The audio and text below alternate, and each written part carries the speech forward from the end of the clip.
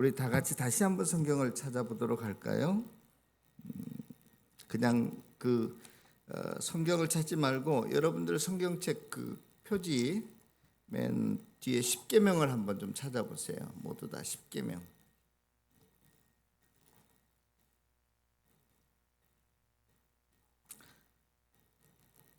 제5는 하고 여러분들은 내 부모를 공경하라만 읽으면 됩니다. 제5는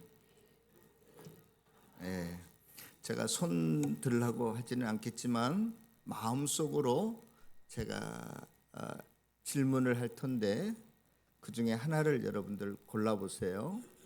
뭐냐면 1. 나는 부모님과 관계가 사이가 나쁘다. 2. 나는 부모님과 그저 그렇다. 3. 나는 부모님과 사이가 좋다. 간단해요. 나는 부모님과 관계가 사이가 나쁘다. 그저 그렇다. 좋다. 그 중에 하나를 골라보세요. 어떤지.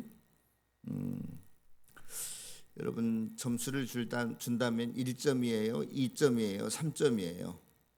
1, 2점은 실은 다 낙제점들이야. 3점이라야만 합격할 수 있는데 우리가 철이 들었다는 말을 여러 가지로 설명할 수 있겠지만 그러나 그 중에 한 가지를 생각해 본다면 부모님의 마음을 알아차리는 것이 철이 든 게 아닐까 하는 생각을 해봐요. 부모님이 뭘 좋아하시고 기뻐하시는지, 뭘 싫어하시고 슬퍼하시는지. 그래서 철이 들었다라고 하는 것은 부모님을 기쁘시게 해드리는 것이라는 생각이 듭니다.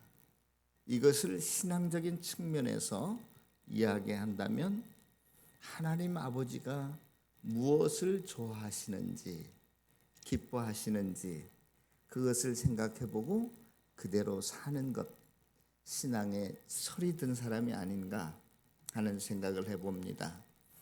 제가 죄송하지만 얼마 전에 본 영화인데 제목도 기억이 안 나요. 텔레비에서 무료로 해주는 영화 있잖아요. 한국 영화인데 내가 그냥 억지로 기억을 되살려서 제목을 붙인다면 어머니가 아니면 친정 어머니가 아닐까 하는 생각이 들어요. 그 내용은 이런 겁니다. 시골에 어느 할머니, 연세 많이 드신 할머니 한 분이 사시는데 거기에서 아들, 딸 낳고 잘 키웠는데 다 이제 커서 객지로 다 시집장가를 가고 혼자서 시골집에서 혼자서 사시는 거예요. 그 중에 딸 하나가 있는데 서울로 시집을 가서 중산층이 돼서 아파트에서 항상 행복하게 잘 살고 있었어요. 그래서 그 딸은 항상 때마다 엄마한테 하는 소리가 있는데 엄마 이제 시골에서 그만 살고 나랑 서울에 올라와서 같이 살자. 이것이 전화할 때도 그렇고 시도 때도 없이 그 딸이 엄마를 향해서 하는 요청이었습니다. 그렇게 서울로 시집간 딸이 잘 살 줄만 알았는데 어느 날 갑자기 이 남편과 티격태격하기 시작하더니 드디어 이제 더 이상 같이 못 살겠다는 거예요. 헤어질 결심을 하고 막상 그러한 결정을 한 다음에 생각해 보니까 머리가 하얘지는 겁니다. 어디를 가야 될지 누구를 찾아가야 될지 막막한 거예요. 무작정 집을 나와서 발 닿는 대로 갔는데 내린 곳이 어디냐? 바로 자기 친정 어머니가 사는 시골집 앞에 도착했습니다. 어머니는 아무것도 모르고 예전처럼 딸을 반갑게 맞아주었습니다. 그날 저녁 시골방에 누워서 서로 대화를 합니다. 이 딸은 예전에 했던 것처럼 엄마 여기서 이제 그만 살고 나랑 같이 서울에 가서 살자. 이 딸은 서울 가봐야 내가 그 집에 들어갈지 안 들어갈지도 모르는 자기가 코가 지금 석자나 나와 있는데 그럴 형편이 안 되는데도 그냥 그렇게 이야기합니다. 그때 이불 속에 누워있는 친정엄마가 이렇게 대답합니다. 난 여기가 좋다. 니네들이 언제든지 찾아올 수 있는 곳이 있어야지 하고 따라가기를 거부합니다. 그러면서 그 영화가 어떻게 끝나냐면 그 이제 다시 서울로 올라가는 그 딸의 뒷모습 속에서 이건 하나의 영상 메시지죠. 제가 느끼는 건데 그렇구나. 엄마는 우리가 좋을 때만 필요한 게 아니라 우리가 힘들고 어려울 때 얼마든지 찾아갈 수 있는 곳이 그러한 분이 엄마고 그러한 곳이 시골집이 아닌가. 그래서 이 딸이 서울로 이제 다시 올라가면서 그 뒷배경이 야, 내가 서울에 올라가면 남편하고 다시 잘 살아야지. 그리고 내 병도 암이 들었는데 가서 잘 고칠 수 있을 거야. 그런 그 희망 섞인 것이 영상의 메시지 속에 나타나더라고요. 사랑하는 성도 여러분, 저와 여러분들도 그러한 사람이 되었으면 좋겠어요. 그 자리를 꼭 지켜갔으면 좋겠습니다. 그런데 우리들 주위에는 그렇게 좋은 부모만 있는 게 아니라 엉터리 부모도 있습니다. 하루는 어버이 주일인데요. 집에를 갔더니 제 아들 녀석이 하는 말이 아빠 부모를 공경하라는 말 그 다음 구절에는 자녀를 노엽게 하지 말라는 말도 있어. 이렇게 이야기하더라고요. 왜 그런 말을 했을까요? 1. 아빠 때문에 신경질 난다. 2. 아빠 때문에 좋다. 몇 번이에요? 아빠 때문에 신경질 나는 거죠. 왜 아빠는 나를 화나게 만드냐는 거죠. 여러분, 어느 한 아들이 감옥에 있는 아버지를 면회 갑니다. 그런데 이 아버지가 아이고 네가 웬일이냐 그렇게 말하는 거예요. 대뜸 이 아들이 감옥에 있는 유치장 안에 있는 그 아들을 향해서 아빠 거기 나오시지 말고 거기서 그냥 영원히 사세요 그러는 거예요. 그러니까 이런 나쁜 놈 같으니라고 막 화를 내시더라고요. 아빠가 그 감옥에서 나오면 그동안 엄마 때린 거 내가 복수할 거예요 그러더라고요. 그 아빠는 평생 일 한 번 한 적이 없고 늘마다 술에 쩌들어 있고 폭언과 폭행과 엄마를 때리는 모습을 봤어요 이 아들이. 성도 여러분, 그러한 아버지가 저와 여러분들에게 계신다면 저와 여러분들은 그 아버지를 공경해야 될까요? 말아야 될까요? 예? 우리가 여기서 분명히 한 가지를 정리하고 넘어가야 될 문제가 있습니다. 우리는 어떠한 부모를 공경해야 되는가? 여러분, 우리가 성경에서 오늘 부모를 공경하라고 했는데 그 부모는 인격이 훌륭해서 그 역할을 기능을 잘해서 부모를 공경하라고 말하지 않고 부모의 포지션, 그 위치, 자리 때문에 부모를 공경하라는 거예요. 여러분들 착각하지 마세요. 여러분들의 부모가 여러분들의 마음을 좀 섭섭하게 하십니까? 여러분들 마음에 들지 않으세요? 성경은 그렇지 않습니다. 성경은 도리어 하나님에게만 사용하는 그 단어를 너희 부모를 경외하라는 단어를 쓰는데요. 레위기서 18장인가 19장 3절에 보면 너희 각 사람은 부모를 경외하라고 그랬어요. 사랑하는 성도 여러분, 이런 말이 있어요. 우리가 지금 여기에 존재하는 것은 부모라고 하는 것은 하나님의 공동의 창조자다. Co-creator of God. 하나님께서 함께 부모와 함께 저와 여러분들을 만드셨다는 거예요. 하나님의 대리자라는 이야기입니다. 그러므로 부모를 잘 공경해 갈 수 있는 저와 여러분들이 되시기를 부탁을 드립니다.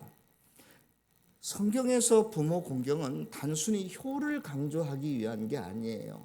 이것을 통해서 우리는 하나님 아버지께 마음을 드려야 되고 하나님 아버지가 어떠한 분인가를 알으라고 하는 그 확장성이 있습니다. 신명기 지금 우리가 본문 오늘 몇 장입니까? 5장을 지금 강의하고 있는데 뒷부분에 가면 이 부모 공경은 단순히 부모에게 효도하라는 것을 떠나서 너희들이 속한 공동체의 지도자애들까지 너희들이 충성을 다해야 되고 예의를 갖춰야 된다, 그러한 이야기를 하고 있어요. 17세기의 빛의 화가라고 할 수 있는 렘브란트가 있습니다. 그분이 성화도 많이 그렸는데요. 누가복음 15장을 배경으로 해서 성화를 그렸어요. 누가복음 15장에는 어떤 내용이 기록되어 있냐면 여러분들이 잘 아는 두 아들의 비유, 돌아온 탕자의 이야기라고도 하죠.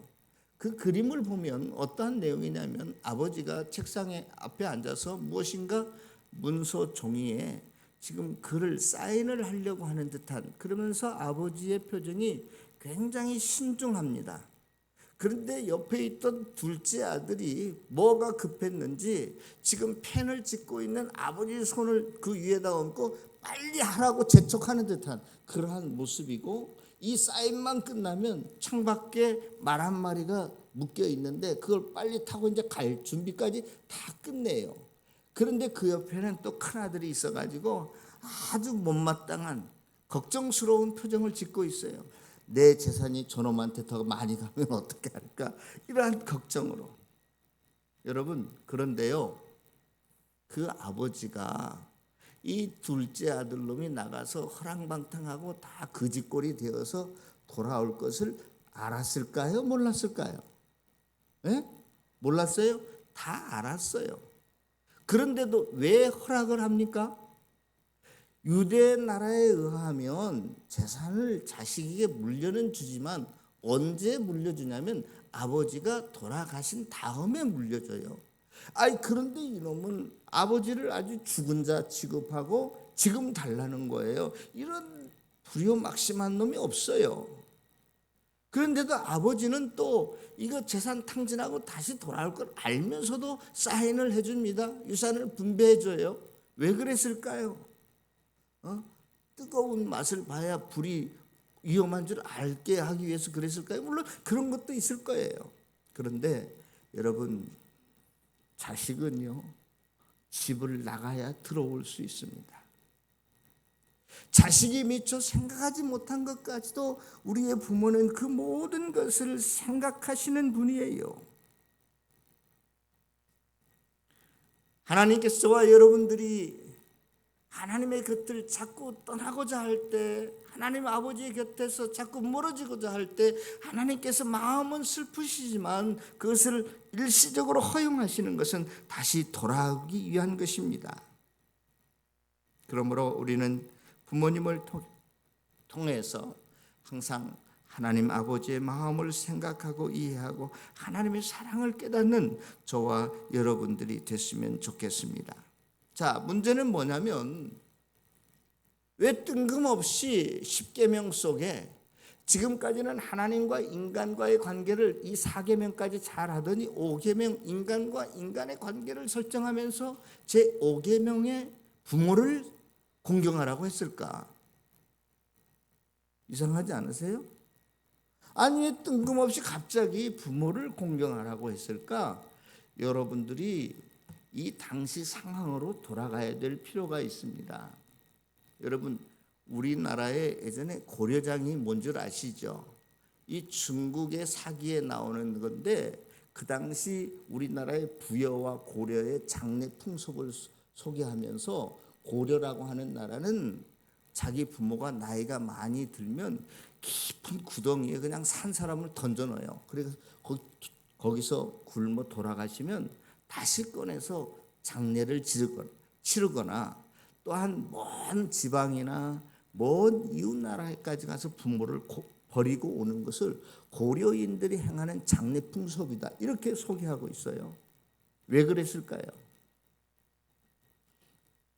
그 당시는 먹을 것이 굉장히 귀중했습니다. 나이가 많이 든 부모, 병든 부모, 노동력을 상실한 부모는 결국은 자기의 짐으로서 여길 수밖에 없었어요. 그래서 나이 들었다고 고려장을 시켰다니까요, 고려인들이. 그런데 이와 비슷한 상황에 빠져 있었던 사람들이 누구냐? 이 이스라엘 백성들이었습니다. 이스라엘 백성들이 430년 동안 이집트에서 노예 생활할 때 뭐가 풍족했겠어요? 먹고 입는 것이 풍족했겠습니까? 포로 생활하는 사람들이? 그들에게서 가족 중에서 누가 병을 앓거나 나이가 많이 든 부모님이 노동력을 상실하면 경제적 가치가 없는 거예요. 그래서 나이 든 부모를 홀대하기 시작했습니다.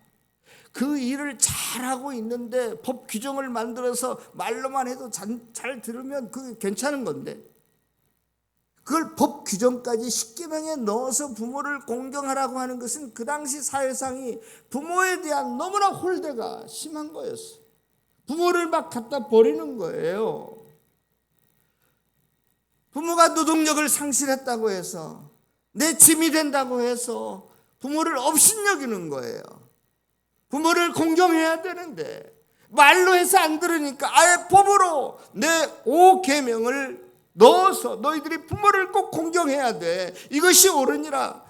에베소 6장 1절에 이것이 옳다라고 하는 말은 그냥 옳고 그름에서 옳다 이런 정도가 아니에요. 너희들의 본성이 돼야 되고 이것이 너희의 양심이 돼야 돼. 이것이 너희의 DNA 속에 들어가야 돼. 그러한 뜻이에요. 옳다라고 하는 그 말이.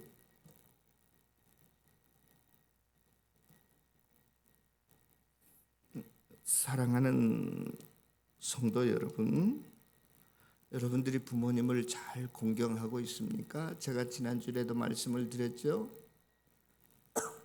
부모를 공경한다는 이 공경한다는 말은 무겁게 여긴다는 뜻이라고 그랬어요. 여러분들이 여러분들을 낳아주신 부모님을 공경하지 않으면, 잘 대접하지 않으면, 효도하지 않으면 누가 여러분들의 부모를 공경하겠습니까? 여러분들의 부모 공경에 최선을 다해가는 저와 여러분들 되시기를 부탁합니다. 10계명을 다 지켰다고 상급이 있을 거다, 그러한 이야기 한 적 없어요. 그런데 이 제5계명에 한해서만 부모를 공경하면 너희들이 땅에서 잘되고 장수하리라, 이러한 약속까지 주님께서 하시면서 저와 여러분들에게 부모 공경을 이야기하고 있습니다. 저는 오늘 아침에 우리 교회 학교 어느 여자 선생님하고 대화를 나누었는데, 아니 어저께 빠마를 했는데 자기 마음에 안 들게 나왔대 이게. 그래가지고 아침에 나올 때 엄마한테 짜증을 부리고 나왔다는 거야. 그래서 내가 오늘 이렇게 이야기했어. 오늘 내 설교를 듣고 설교 끝나자마자 엄마한테 전화해서 엄마 죄송해요, 엄마 사랑해요 꼭 전화해야 돼. 성도 여러분, 지금 여러분들과 부모의 관계가 어땠습니까? 여러분들이 할 만큼 다 했습니까?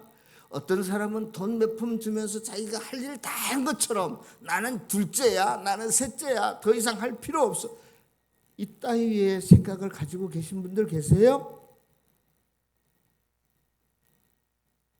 오늘 혹시 우리 젊은이들 가운데 부모의 마음을 섭섭하게 한 말이나 행동이 있다면 오늘 예배 끝나자마자 예배당 밖에 나가서 엄마 평안하세요? 식사 드셨어요? 아니 네가 웬일이냐? 아 우리 담임 목사님이 전화하라고 그래서 전화했습니다. 그렇게 해서라도 부모님께 안부를 묻고 사랑한다고 한 번 말씀해 보세요. 엄마 사랑해, 아빠 사랑해. 저는 엄마 아빠가 다 천국에 가셨지만 꿈에라도 나타나면 제일 엄마 안고 엄마 사랑해 이 말 하고 싶어요. 내가 목사로서 성도들에게 여러분들 엄마 사랑한다라고 말 한마디만 해도 엄마의 그 뭉쳤던 모든 쓰라린 가슴이 다 녹아내립니다. 말을 얼마나 많이 했는데 나는 정작 우리 어머님 살아계실 때 엄마 사랑해요 이 말을 못했어.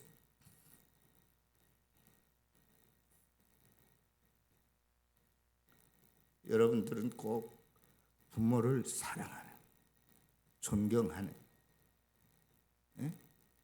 정말로 효도하는, 공경하는 좋은 신실한 성도들이 다 되시기를 축원합니다. 제 6계명이 뭐예요? 오늘 다 끝내야 되겠어요. 1분씩만 하겠습니다. 오늘 제가요 이 성경 말씀을 준비하다 보니까 한 계명에 최소한 한 3, 40분씩은 설교를 해야 되겠더라고. 그런데 다 한다고 해서 되는 게 아니라 다 하면 다 어설프게 끝날 것 같아서 제가 시간을 보니까 끝내야 될 시간인데 1분씩만 하겠습니다. 제 6계명이 뭐예요? 살인하지 말라.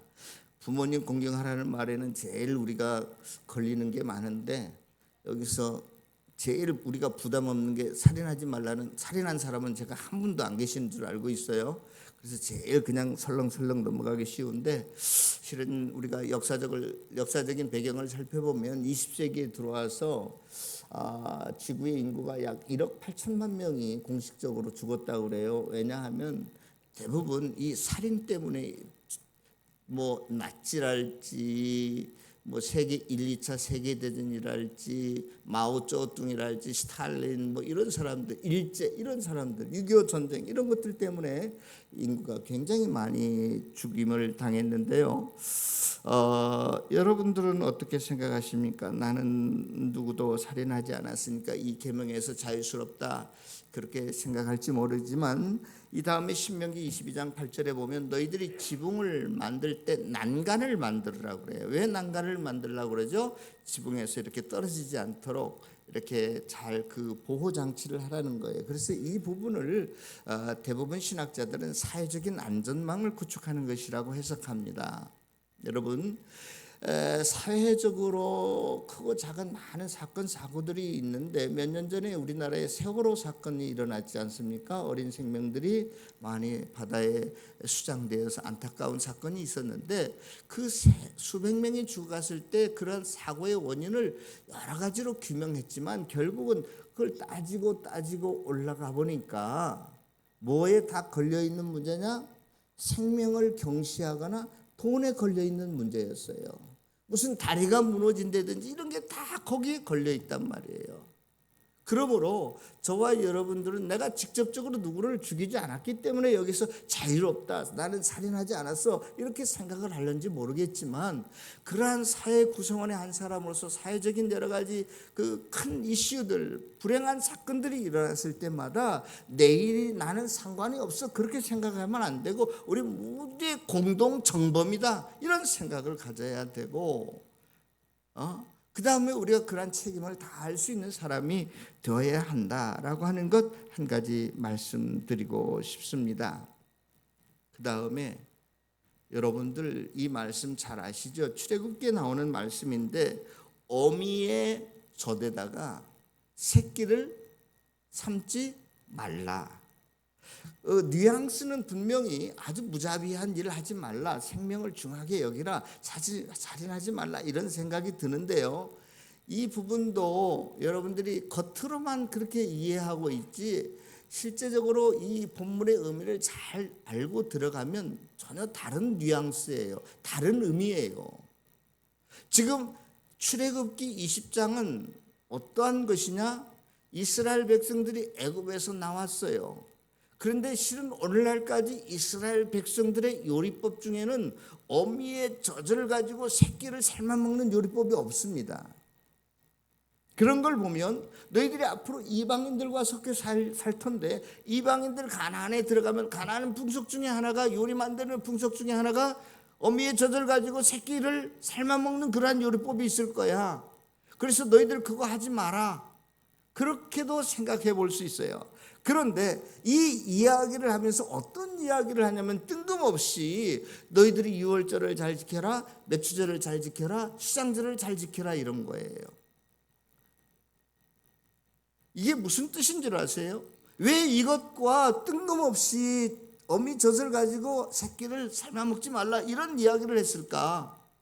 여러분, 맥추절이라고 하는 것은 보리 축수의 미래 첫 이삭을 거둬들였을 때 하나님 앞에 감사의 제사라고 우리가 생각하는데 그때 하나님의 이름을 부를 때 너희들이 앞으로 성막도 성전도 지어지지 않는 때 너희들이 가나안 땅에 들어가면 이제 성소라는 성전을 지을 텐데 거기에 꼭 가서 하나님의 이름을 부르라는 거예요. 실은 젖이라고 하는 것은 부모의 사랑과 생명이 이어지는 통로이기도 하고 실제이기도 합니다. 그래서 우리는 어떤 첫 추수를 했을 때 물론 하나님의 은혜지만 그동안 내 수고와 노력이 여기에 들어가서 이런 기쁨을 얻었으니까 얼마나 좋은가. 또 마지막 수장절에도 모든 가을 거제를 끝내고 이것이 물론 하나님의 은혜지만 내 수고와 땀이 헛되지 않은 것에 대해서 감사를 드리는 거예요.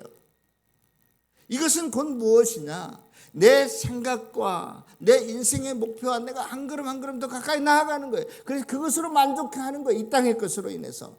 그런데 그러한 맥추절의 수장절에 너희들이 여호와의 성소에 찾아가서 하나님의 이름을 부르라고 하는 것은 너희들이 이 땅에 하나님께서 너희들의 육신과 너희들의 모든 환경 좋은 것들을 마치 젖이라고 하는 통로를 통해서 하나님께서 우리에게 은혜를 주셨는데 거기에 푹 빠져가지고 너희들의 마음이 이 땅에만 남아있고 하늘을 쳐다보지 않을 때, 하나님을 바라보지 않을 때, 믿지 않을 때 너희들은 마치 너희들에게 그 어미의 젖을 가지고 새끼를 삶아먹는 거나 마찬가지야. 너희들이 그렇게 되면 너희들이 살해당하는 거야. 살인도 하지 말아야 될 것이며 너희들이 세상으로부터 살인당하지 말아야 돼. 죽지 말아야 돼. 이런 안타까움의 경고성의 메시지가 그 안에 다 들어있는 거예요. 여러분들이 성경을 너무나 외피적으로만 이해하게 되면 이러한 하나님의 메시지의 참뜻을 우리가 그냥 넘기고 지날 때가 참 많이 있습니다. 사랑하는 성도 여러분, 하여간 제가 오늘 여러분들에게 해야 될 게 많이 있어요. 그 다음에 뭐라고요? 간음하지 말라. 특히 우리 젊은이들 혼전 순결을 좀 지켰으면 좋겠고, 또 이 간음하지 말라도요.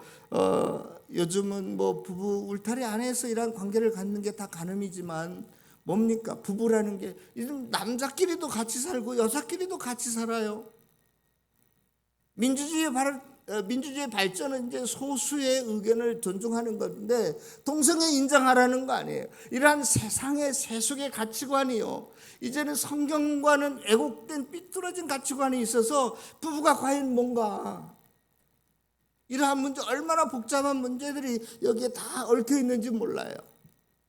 여러분 성경적인 올바른 성의 관점을 좀 가졌으면 좋겠고 또 도둑질하지 말라도 마찬가지입니다. 제가요 어떤 고등학교 1학년 학생이 편의점에 들렸다가 보조 배터리가 한 10,000원짜리 가는데 그걸 훔쳤나 봐요. 견물생심이라고. 근데 4일 있다가 경찰서에서 전화가 왔어. 누구 맞습니까? 예. 당신 그 편의점에서 그걸 훔쳤지? 예. 당신 주소하고 또 주민등록증 이름을 댔어요. 그리고 엄마 모시고 경찰서로 와. 얘가 너무나 떨리는 거예요. 창피해서 엄마한테 말하기도 그렇고 내가 이거 감옥 가면 어떠나 아직 나는 14살 이상이 돼서 걱정이 돼서 인터넷에 올렸더라고요. 남의 것을 훔치는 게 도둑질 아니에요? 여러분들은 그런 거 없으니까 자유합니까? 제가 여기에 빗대어서 한 가지만 여러분들에게 말씀을 드리죠. 우리는 목장을 이제 가정에서 모이잖아요. 미국에 가보니까 목장 모임할 때 애들이 내 집이 아닌 다른 집에 가서 마음대로 침대에서 뛰고 막 왔다 갔다 하고 막 갔다가 물건 때려 부시고 장난감 막 서로 싸우고 뺏고 이게 비일비재하단 말이에요.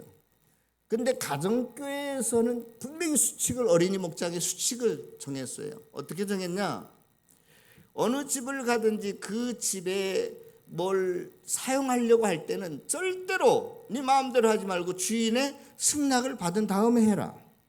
장난감도 그렇고 화장실 사용하는 문제도 그렇고 이게 어릴 때부터 습관시키지 않으면 커서도 지 맘대로 해요. 꼭 남의 것을 강탈해야만 도둑질하는 겁니까? 여러분들의 시간과 지적 이런 그 재산권 다 있잖아요. 몰래 쓰는 거 다 도둑질하는 거잖아요.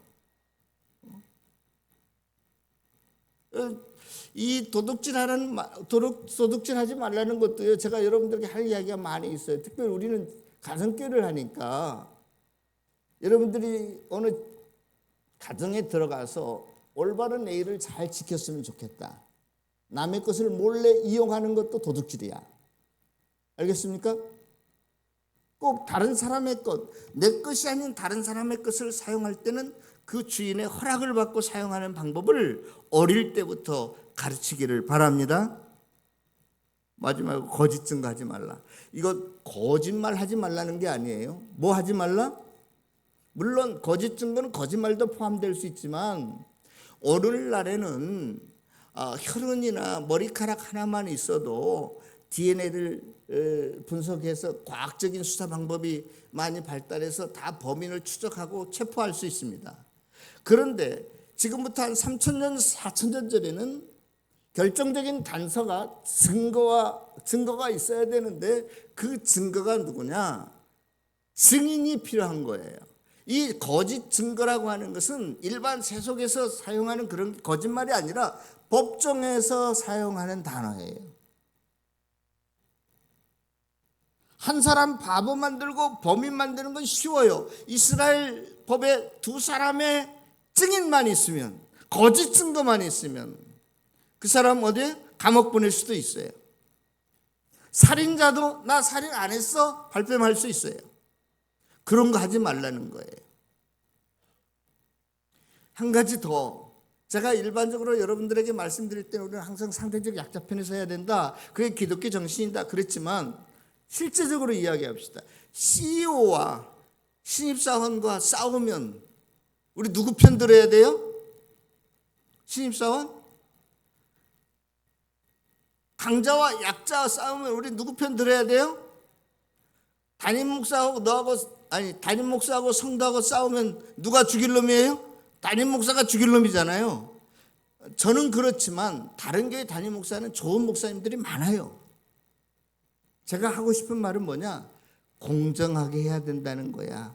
시어머니하고 며느리하고 싸워가지고 막 울고불고 하는데 시어머니 말만 들으면 시어머니가 옳은 것 같아. 며느리 말을 들으면 며느리가 옳은 것 같아. 그런 거 하지 말라는 거예요. 오늘 거짓 증거하지 말라는 것은 너희들이 억울한 사람 없게 이 사회가 공평하게 정의롭게 만들어야 될 책임이 너희에게 있다 이 말이에요. 이거 오늘 할 일이 많은데 한 가지만 이제 마지막 남았어요. 10번째가 뭐예요? 내 이웃의 아내나 소유물을 탐내지 말라. 이 탐내지 말라도 단어가 좀 달라요. 이웃의 아내를 탐내지 말라 하고 그 탐내다 하고 소유물을 탐내다 하고 그 탐내가 좀 달라요. 여러분들 헬라어와 히브리어 원전을 제일로 잘 설명한 것이 그 스트롱스 렉시콘이라고 하는 그런 단어집인데 거기에 보면 이 단어를 다르게 좀 정의하고 있어요. 거기에 뭐냐면 이웃의 아내를 탐하지 말라라고 했을 때는 거기에 푹 빠져서 그것을 즐기고 좋아하지 말라 그런 뜻이고, 소유물을 탐내지 말라라고 할 때는 그것들을 오랫동안 가지고 있으면 안 된다 그런 뜻이에요. 예를 들어서 이런 거죠. 여러분 갑돌이와 갑순이 이야기하세요? 갑돌이와 갑순이가 서로 사랑했잖아요. 좋아했잖아요. 그런데 갑순이가 먼저 시집을 가버렸어 다른 데로. 그래서 갑돌이도 화나서 장가를 갔어. 그런데 이게 달밤에 나와가지고 갑돌이는 갑순이를 보고 울었더래요.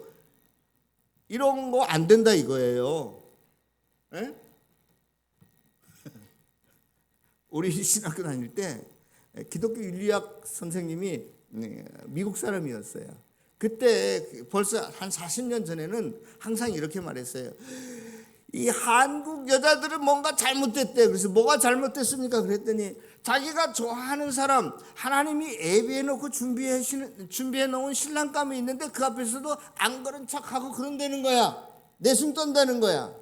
하나님이 준비해서 너 이 남자하고 결혼해. 그러면 지가 열심히 찾아서 지가 프로포즈도 하고 해서 결혼하면 좋은데 안 그런 척, 좋아도 안 그런 척 한다는 거야. 그거 잘못된 거라는 거야. 근데 지금은 보면 완전히 이게 역전돼 가지고 여자들이 먼저 작업을 하더라고 남자들한테. 응? 그때 이제 우스운 이야기 소리가 있었어요. 뭐냐? 남자들은 말이에요. 저를 포함해서 예쁜 아가씨들이 지나가면 나도 모르게 고개가 어떻게 돌아가잖아요. 이럴 때 어떻게 합니까? 물어본 거예요. 그러니까 그 교수님이 나도 돌아간다 그렇게 대답했어. 몇 번까지 이게 허용합니까? 그러니까 2번까지는 해도 3번째 하는 건 죄야 그러더라고. 서양 속담에 새가 머리 위로 날아가는 것은 우리가 막을 수 없지만 내 머리에 둥지를 트는 건 막을 수 있다, 이런 그 속담이 있잖아요. 그런 거예요. 여러분들이 계속 그 이상의 것을 상상하고 여기에 남겨두면 그게 죄로 발전될 가능성이 있으니까 그런 것들을 단호하게 끊을 수 있어야 된다, 그런 이야기예요. 제가 너무나 급하게 이것저것 다 이야기하려다가 다 놓친 것 같은데, 여러분들이 일반적으로 생각하는 그 계명하고는 성경은 많이 다릅니다.